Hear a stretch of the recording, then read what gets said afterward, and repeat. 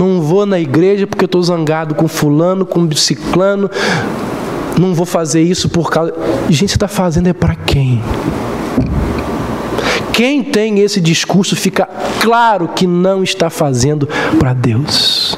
O que eu quero dizer para você é que o nosso zelo, o nosso serviço ao Senhor não pode ser resultado de um monte de regrinhas e manuais. Posso tirar o meu cavalo do buraco se ele caiu ali no dia de sábado? Posso? Posso transportar o meu filho paralítico no pescoço se hoje for sábado?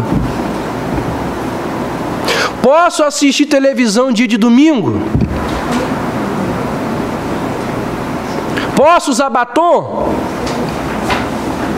Posso usar calça na igreja? Posso cortar o cabelo? Pode-se curar um paralítico enfermo de 32 anos se hoje for sábado? Está vendo como que o legalismo deturpa o evangelho e acaba com a nossa liberdade? Em quarto e último lugar, quarta e última aplicação. Você compreende a preciosidade do evangelho. Irmãos, existe diferença entre o evangelho e os falsos evangelhos. Você sabe discerni-los? Se num dia alguém serve para você um prato com arroz, feijão, salada e carne, e no outro dia alguém lhe servir um desses muitos estilos de hambúrguer que tem aí, desses fast food da vida, você sabe discernir que tipo de comida que é saudável? É preciso ter maturidade para conhecer o evangelho verdadeiro quando ele está sendo servido. Hoje nós vivemos na pregação do fast food. É uma pregação rapidamente preparada, de baixo custo, não muito nutritiva e que no final faz mal.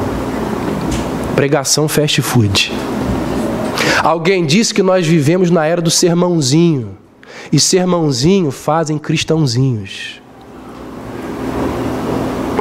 Então, jamais abra mão do evangelho, nunca negocie o evangelho. Deixa eu dizer uma coisa para vocês aqui.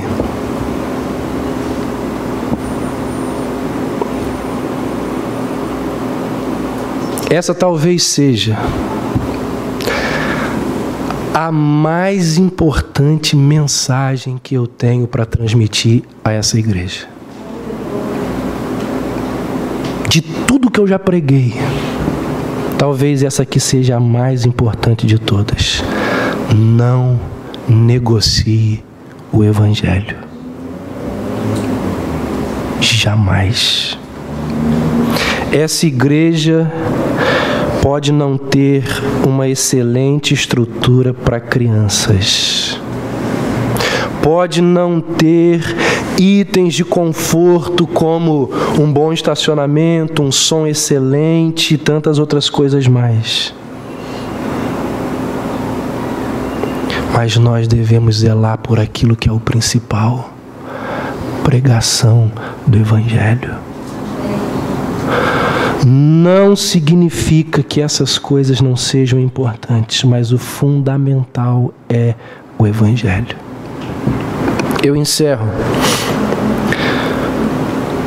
e lembrando de um médico que esteve aqui na nossa igreja em fevereiro.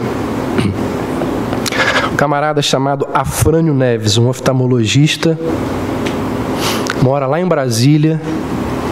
Estava passando, ele uma vez por ano vem visitar os familiares da esposa dele aqui perto. Aí ele viu o site da nossa igreja, descobriu que existia uma igreja batista reformada em Campos. Naquele mês de fevereiro, quando todo mundo viaja, não tinha quase ninguém aqui, ele viu que o endereço era aqui. Aí, quando eu cheguei, eu estava até um pouco atrasado, não tinha ninguém aqui, ele estava com o carro ligado para ir embora. porque o horário no site do culto estava errado.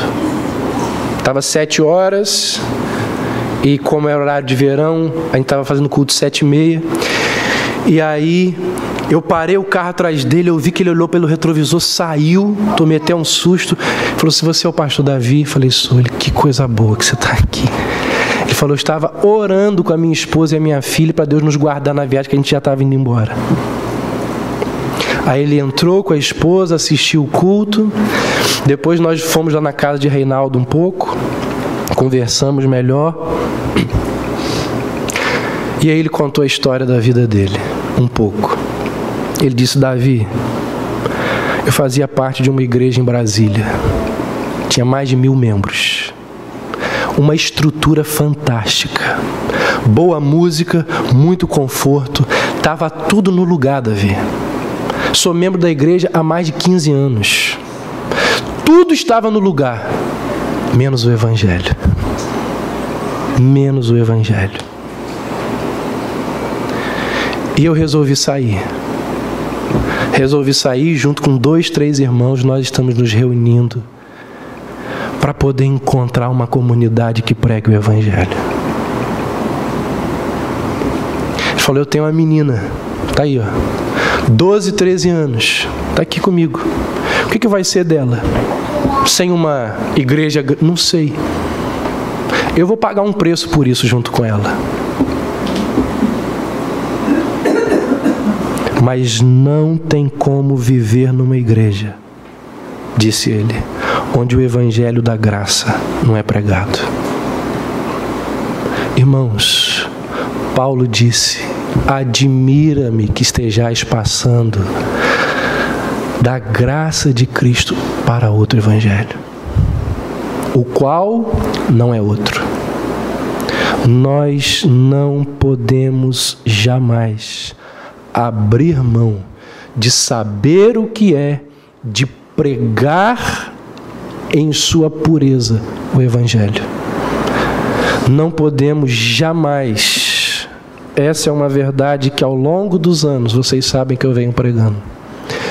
Eu não vou abrir mão para que a nossa igreja caia em modismos e entretenimento, em busca de pessoas, em busca de números a custo da pregação do evangelho.